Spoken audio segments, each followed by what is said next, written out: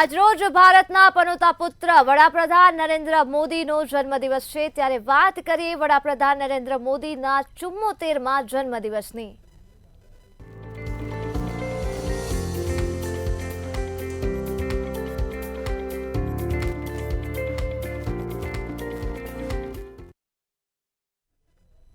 આજે વડાપ્રધાન નરેન્દ્ર મોદીના જન્મદિવસ છે, ત્યારે ગાંધીનગરના અડાલજ ખાતે મહારક્તદાન શિબિરનું આયોજન કરવામાં આવ્યું હતું। પીએમ મોદીના જન્મદિવસ નિમિત્તે જન સહાયક ટ્રસ્ટ સંચાલિત હીરામણી આરોગ્ય ધામ તેમજ ઇન્ડિયન રેડ ક્રોસ સોસાયટીના સંયુક્ત ઉપક્રમે મહારક્તદાન શિબિરનું આયોજન કરવામાં આવ્યું હતું।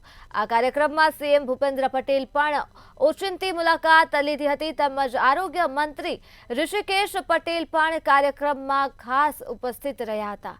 ઋષિકેશ પટેલે પીએમ મોદીએ કરેલા વિકાસના કામ અંગે કાર્યક્રમમાં સંબોધન કર્યું હતું, તેમજ સાંસદ નરહરી અમીનના ટ્રસ્ટને મળેલ ગ્રાન્ટની આવકથી 100 જેટલા દિવ્યાંગ બાળકો જે સાંભળી નથી શકતા તેમને હિયરિંગ એડ ડિવાઇસનું વિતરણ કરવામાં આવ્યું હતું।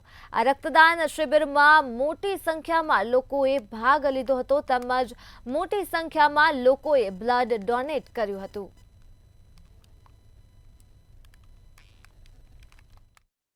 હીરામણી આરોગ્ય ધામમાં આદરણીય પ્રધાનમંત્રીના જન્મદિવસે સેવાકીય પ્રવૃત્તિઓનો પ્રારંભ, આમ તો સેવાકીય પ્રવૃત્તિઓ આદરણીય નરહરીભાઈ હંમેશા 365 દિવસ કંઈ ને કંઈ નાનું મોટું કરતા હોય છે, પરંતુ જ્યારે જે ઘરની અંદર કોઈ પણ સારો પ્રસંગ હોય તો કેવળ કેક કાપીને ઘરના ક્યાંય ખાણી પીણી કરી કોઈ સારી હોટલમાં જઈને નહીં, પરંતુ લોકોનો એક સ્વભાવ બને અને એ સ્વભાવ પણ તેઓ કે લોકોની સેવા કરવાનો।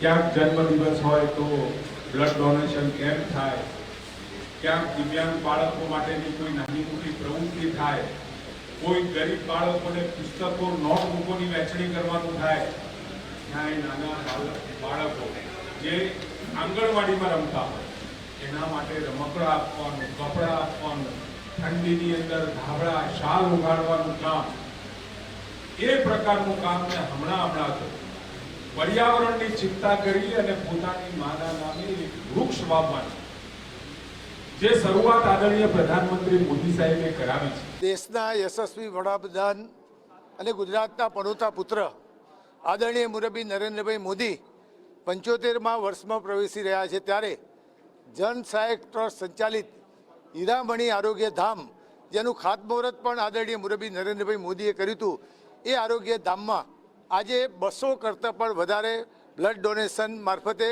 બ્લડનું ડોનેશન થવાનું છે।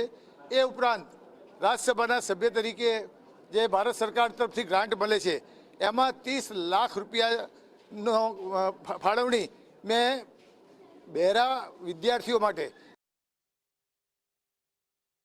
સાંભળી શકતા નથી એવા બાળકો માટે હિયરિંગ કિટ એટલે શ્રવણ યંત્ર ફાળવવાનું કામ કર્યું છે। આજે 100 બાળકોને આ શ્રવણ યંત્ર આપવામાં આવ્યું છે।